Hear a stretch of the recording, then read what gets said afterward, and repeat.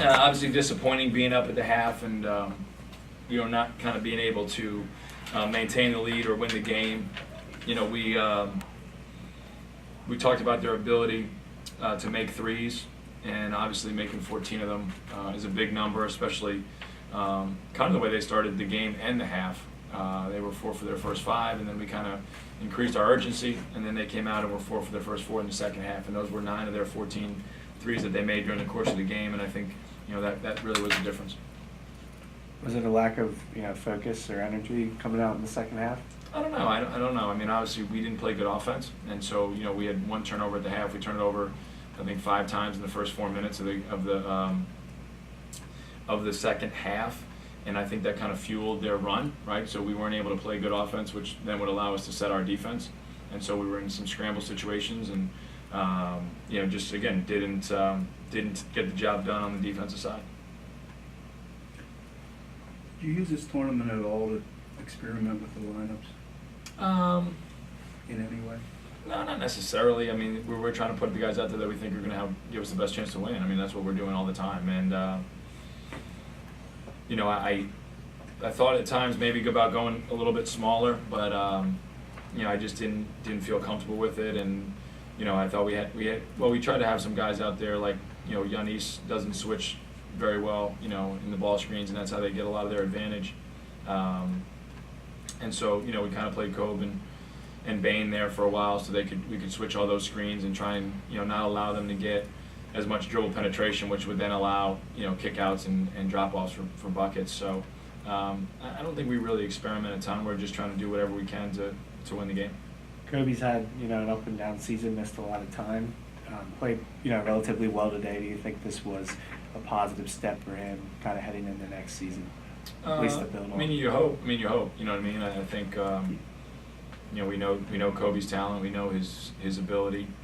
It's just a matter of whether or not he decides he wants to, use it to the best of its ability and make the plays you got to make. I think even the first time he went in, his first rotation, he gave up 3 on a quick swing, and then there was a dribble drive that I thought he could have taken charge that he kind of bailed out on.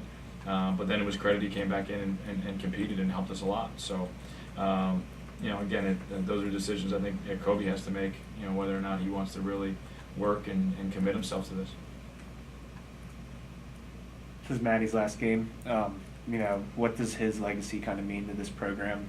And really, how have you seen him? You have a close relationship with him. How have you seen him grow from game 1 to now? Yeah, he's grown a ton.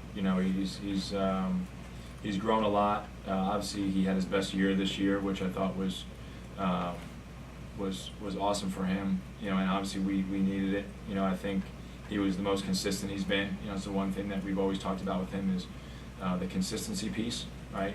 Like I think last year we were like 13-3 in games he scored in double digits, and this year he was much more consistent in his shooting and scoring.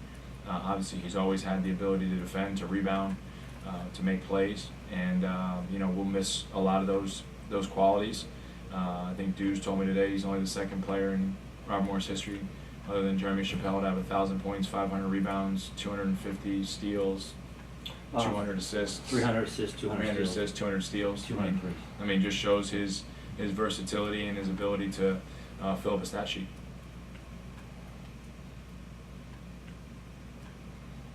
So you'd think that the lack of three-point shots on you guys probably had a lot to do with it too, right? No, that's what we do. I mean, we do what we do. That's what we do offensively. Now, we usually shoot a little bit better than 7 for 30 from 3, but we score 70 points. And that's what we do, right? And I think sometimes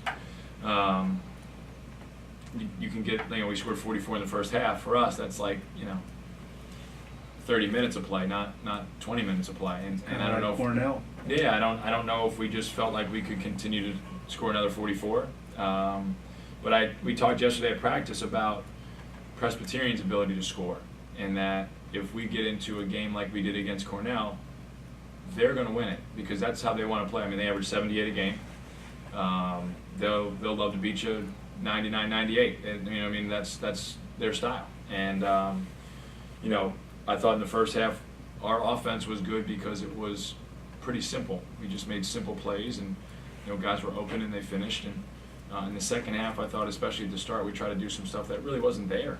And you just got to move the ball and let the next guy see if he can make the play. And I thought that kind of got us off to the wrong foot in that second half.